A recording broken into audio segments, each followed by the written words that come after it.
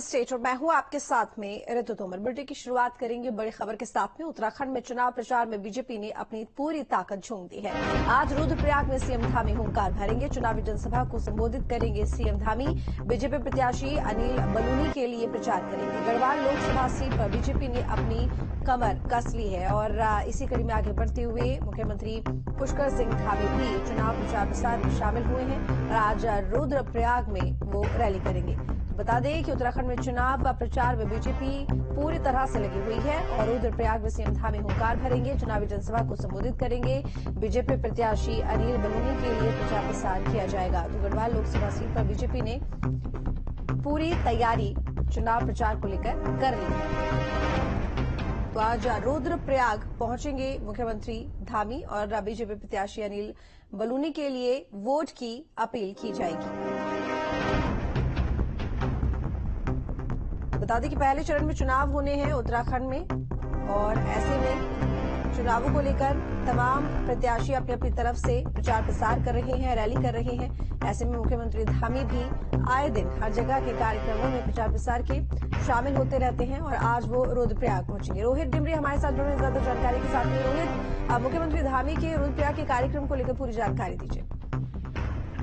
जैसे कि मैं बताना चाहूंगा कि लोकसभा चुनाव को लेकर गढ़वाल की जो विशेषकर मुख्यमंत्री सीएम धामी का मुख्य फोकस है। यहाँ पर कह सकते हैं कि चमोली के बाद आज सीएम धामी रुद्रप्रयाग पहुंचने जा रहे हैं। जखोली के वन चेतना पार्क से करीब 12:45 पर सीएम पुष्कर सिंह धामी पहुंचेंगे और यहाँ पर जनसभा का संबोधित करेंगे। कह सकते हैं कि गढ़वाल लोकसभा सीट से भाजपा ने अनिल बलूनी पर विश्वास जताकर यहाँ पर उनको मैदान में उतारा है। तब से लेकर यहाँ भाजपा कार्यकर्ताओं में खासा उत्साह देने को मिला है। इसके साथ ही कह सकते हैं कि केदार घाटी में जहाँ पर भाजपा कमजोर नजर आ रही थी, वहाँ पर जो वरिष्ठ पदाधिकारी है उन्होंने भी ताकत झोंक दी है। यहाँ पे लगातार सैकड़ों कार्यकर्ताओं को हर दिन पार्टी में जोड़ने का प्रयास किया जा रहा है और आज सीएम पुष्कर सिंह धामी के जखोली पहुंचने पर मुख्यमंत्री और दुश्मनी से बड़ी संख्या में जो है भाजपा कार्यकर्ता यहाँ पहुंचेंगे। यहाँ पर सीएम सीएम पुष्कर सिंह धामी का जो संबोधित वाहन को यहाँ पर सुनने को यहाँ पर आएंगे।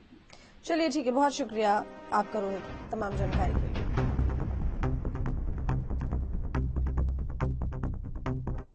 तो देहरादून में सीएम धामी ने कांग्रेस पर जमकर हमला बोला है और चुनाव में बीजेपी की जीत का दावा किया है।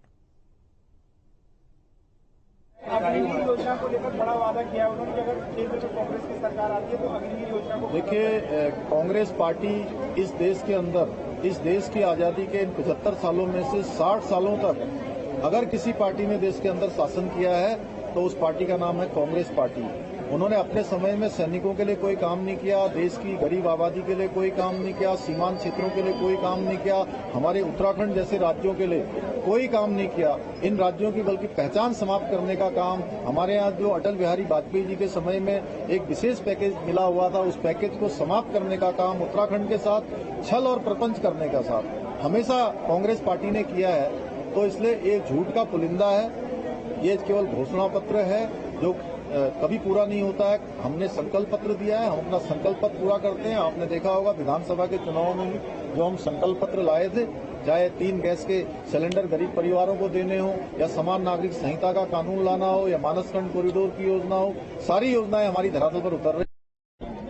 देश के साथ चलते हैं, राष्ट्र के साथ चलते हैं, राष्ट्र उनके लिए हमेशा प्रथम रहता है और हमारी पार्टी भी हमेशा राष्ट्र प्रथम का ध्येय मानकर, राष्ट्र का विचार लेकर, देश की आजादी से लेकर आज तक काम करती रही है। आज पार्टी की स्थापना की पूर्व संध्या है। इस पूर्व संध्या पर बहुत बड़ी संख्या में हमारे सेना के सैन्य अधिकारियों ने, जो पूर्व के सैन्य अधिकारी हैं, उन सभी ने एक भारत श्रेष्ठ भारत, विकसित भारत के संकल्प को आगे बढ़ाने के लिए, मोदी जी के हाथों को मजबूत करने के लिए उत्तराखंड की पांचों लोकसभा सीटों पर प्रचंड बहुमत से भारतीय जनता पार्टी जीते, मोदी जी देश के तीसरे प्रधानमंत्री बने। इस संकल्प के साथ आज भारतीय जनता पार्टी ज्वाइन की है। हम उन सबका स्वागत करते हैं।